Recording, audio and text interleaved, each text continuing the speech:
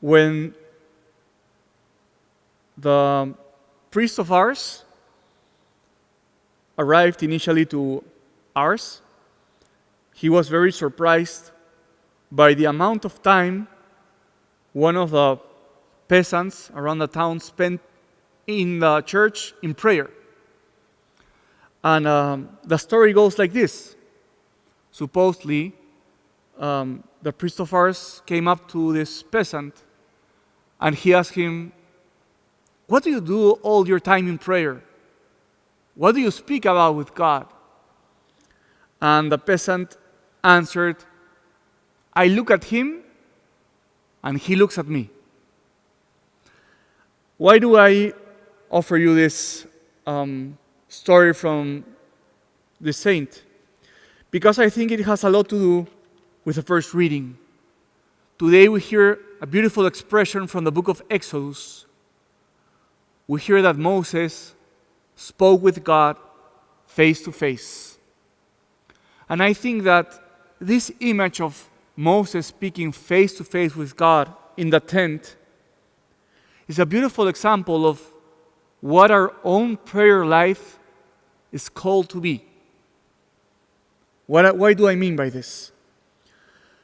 The masters of the spiritual life, they always teach us.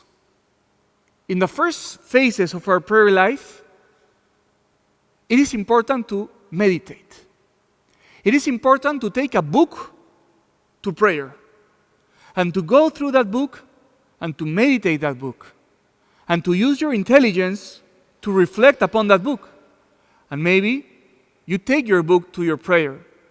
Sometimes we take books like The Imitation of Christ. Sometimes we take the Gospels with us or scriptures. But the masters of spiritual life also teach us, as you grow in your life of prayer, you should start to decrease the amount of time you spend praying and reading and meditating, and you should start to increase the amount of time you spend in silence before God, learning these affections to grow. And I know this sounds tough, and it is tough. You know, a great mystic like Saint Teresa of Avila, she said that during 25 years of her life as a nun, she always took her book to prayer. Always. She took a book to meditate.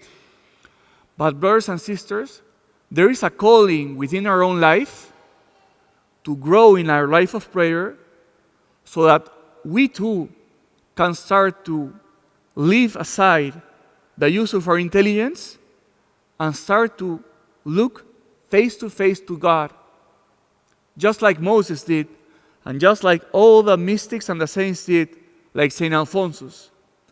So I want to propose you something.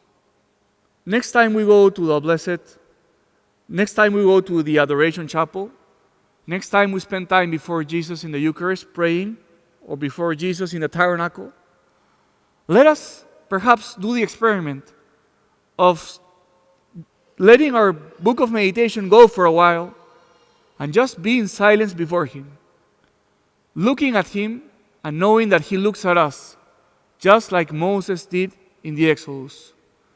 This beautiful calling that we're receiving, to learn to look at God and know that He looks back at us.